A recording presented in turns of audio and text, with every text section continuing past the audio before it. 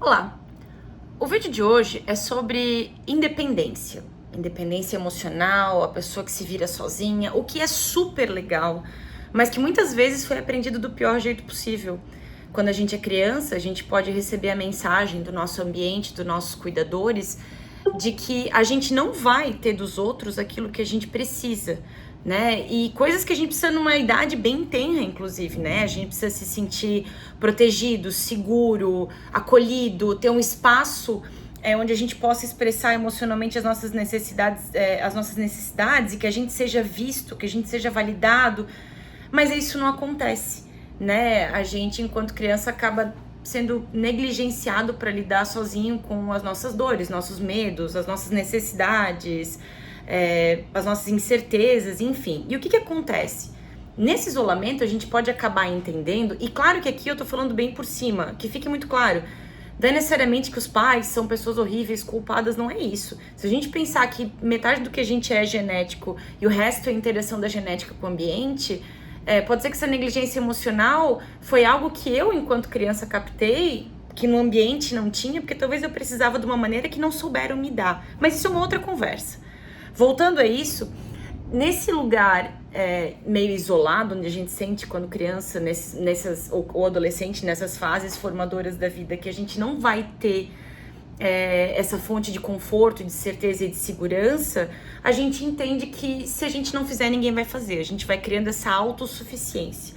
E com o tempo, essa criança, esse pré-adolescente, adolescente, enfim, pode ir aprendendo que as pessoas não são confiáveis, que o mundo é incerto, que as coisas podem acabar a qualquer momento, que elas vão ser decepcionadas, e que cada vínculo, cada aproximação apresenta um risco muito grande de traição, de desconfiança, de alguma espécie de abuso. Então, essas pessoas acabam vivendo, sobrevivendo, confiando nelas mesmas. E não é exatamente uma escolha. Acaba se formando como assim, é o que tem que ser feito, não tem outro jeito de sobreviver, não tem outro jeito de lidar com a vida. E é assim que essas pessoas se mantêm e se sentem salvas, né? O problema é que, ao longo do tempo, isso vai funcionar para muita coisa, mas à medida que a gente vai crescendo e vai formando relações com outras pessoas, isso pode ser um ponto muito forte, pode ser uma grande qualidade, mas também pode se tornar uma barreira. Porque vai ser difícil eu ficar vulnerável se eu me entendo como autossuficiente, se eu entendo que o mundo pode ser um lugar incerto e perigoso, né?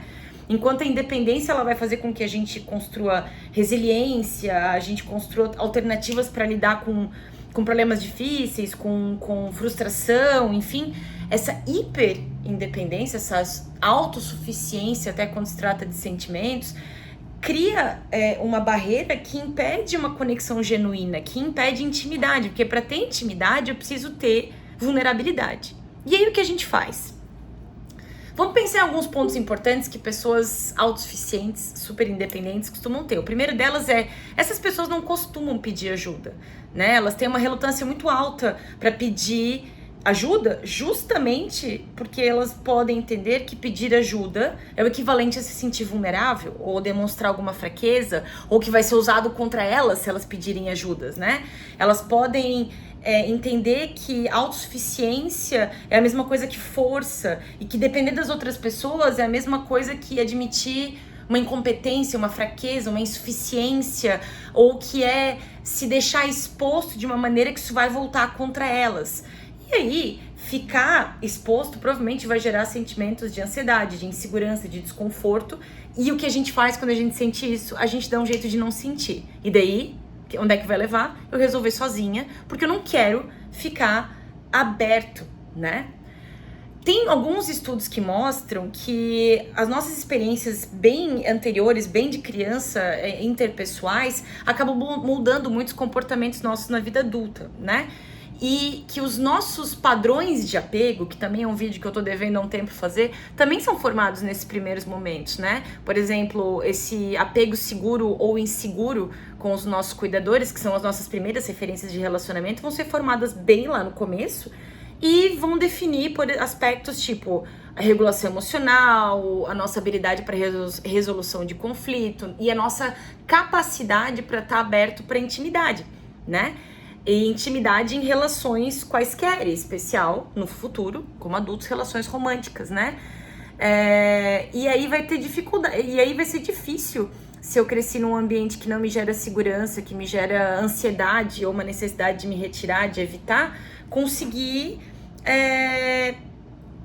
se encaixar. O que provavelmente vai gerar é, se a parceria me pedir ajuda, ou pedir para que eu me abra, ou pedir para que eu seja mais participativo, ou pedir que eu, às vezes, estenda mais a mão do que ela estende, provavelmente vai me gerar insegurança, vai me fazer sentir como se fosse um peso e pode até criar um distanciamento com o tempo. Porque eu não consigo me soltar, essa pessoa querer de mim coisas que eu não consigo dar, pode ser que façam com que a gente só se estranhe e se afaste. E o pior é que essa pessoa não tá me pedindo muita coisa. Quando ela quer, por exemplo, mais intimidade, mais cumplicidade, que eu seja mais vulnerável, que eu expresse o que tá me incomodando, que eu expresse as minhas necessidades, eu não consigo. E isso vai gerando frustrações no casal. Se você se identifica nessa parte aí meio ansiosa, evitativa, que não consegue expressar o que quer, comece a treinar isso, né? Mas começa com coisas pequenas, por exemplo, pede para essa sua parceria que tá buscando intimidade, vínculo, cumplicidade, opinião sobre coisas que não te afetam tanto, por exemplo, planejamento de um fim de semana ou qualquer atividade juntos, ou alguma tarefa doméstica. Pequenos gestos ajudam a gente a experimentar o quanto eu posso confiar naquela pessoa, o quanto não vai ser tão assustador assim, o quanto eu posso confiar que ela vai me ajudar e que ela não vai me deixar na mão. Eu preciso ir treinando essa forma nova de lidar. Porque a parte boa do apego é que a gente pode ir com o tempo aprendendo a ter um apego mais saudável, caso a gente não tenha, né? Pessoas também que são muito autossuficientes, elas acreditam que distância é igual a proteção, né? Que o amor inevitavelmente vai levar a... sabe, vai me levar à decepção, e que se eu chegar perto demais, mais cedo ou mais tarde alguma coisa ruim vai acontecer, ou vou terminar, né? Parece que se aproximar, parece que intimidade ela vem com um preço, né? As pessoas nos deixam, os vínculos se quebram, o tempo passa, a gente se engana, né? O que eu sinto pela pessoa mais cedo ou mais tarde vai passar, a pessoa mais cedo ou mais tarde vai me decepcionar. Só que essas coisas, elas são verdade, não é 8 ou 80. A gente vai decepcionar e a gente vai ser decepcionado. E a gente precisa aprender esse tipo de resiliência, que apesar da pessoa me decepcionar, existem formas sim da gente se reconectar e até fortalecer a nossa parceria. Pessoas que têm um vínculo mais evitativo, essa coisa que tá sempre um pé dentro, um pé fora, esperando o relacionamento terminar ou ser decepcionado, geralmente são essas que têm dificuldade de ver que a gente pode consertar. Mas isso também é importante trabalhar, sabe? É importante a gente questionar as nossas crenças acerca de relacionamentos. Será que todo amor igual a desapontamento? Será que o foi bom enquanto durou não é tão importante quanto o fato de não ter dado certo? Será que esse desapontamento realmente é a pior coisa que eu posso sofrer e eu não vou sobreviver e não vale a pena eu correr esse risco para experimentar coisas muito boas? Porque enquanto eu imagino, existe uma chance 50-50 de acontecer e de não acontecer. Então, questione as suas crenças acerca de relacionamento, acerca de parceria, acerca de afeto, acerca de confiança, acerca de amor, acerca de vulnerabilidade. Se for difícil para você, excelente momento para conversar com o terapeuta. Comece com práticas aí semanais de conexão com essa pessoa, né? Uma vez por semana, procura conversar e dividir alguma coisa que seja importante pra você, alguma coisa sobre você, que você sente, que você acredita, que você gostaria, uma necessidade emocional sua, de, por exemplo, necessidade emocional talvez de mais carinho, de mais validação, de mais espaço pra conversar. Fala de uma preocupação que você tá sentindo e depois disso, tenta fazer uma reflexão de como foi dividir. Você se sentiu ouvido? Não se sentiu? Como é que isso te fez sentir? Fica um pouco com esse desconforto antes de tomar uma decisão precipitada, né? Começa a treinar frases, e eu sei que isso pode ser muito difícil quando a gente tem muito medo ou é muito duro consigo mesmo, mas frases de autocompaixão, tá tudo bem eu ter medo, né? Mas eu acho que é importante eu tentar, eu devo pra mim tentar construir relações boas, porque afinal é o que eu sempre quis, mesmo que seja difícil admitir, afinal é inerente à nossa espécie a gente querer construir relações saudáveis. Eu gosto do momento que eu tô vivendo agora, deixa eu ficar aqui. O futuro, se as coisas desandarem, lá eu vou ver. Tentar me precaver agora do futuro não vai fazer com que o futuro seja diferente, né?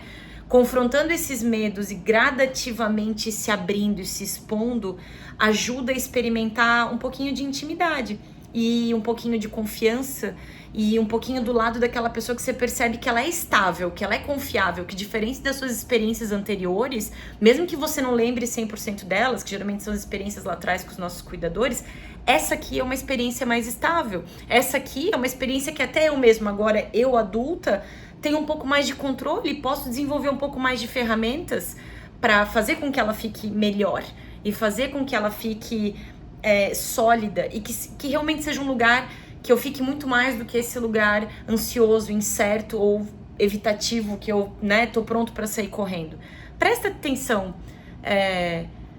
se você tá se dando uma chance de realmente curtir as suas relações. Eu sei que pode ser muito difícil, e daí eu reforço de novo o quão importante pode ser uma ajuda de um terapeuta para você trabalhar questões relacionadas a uma autossuficiente ser muito grande, porque é muito solitário você acabar priorizando os medos e as crenças acerca dessa frustração e desse inevitável desconforto e inevitável decepção que você vai ter com as pessoas na sua vida. Isso não é verdade.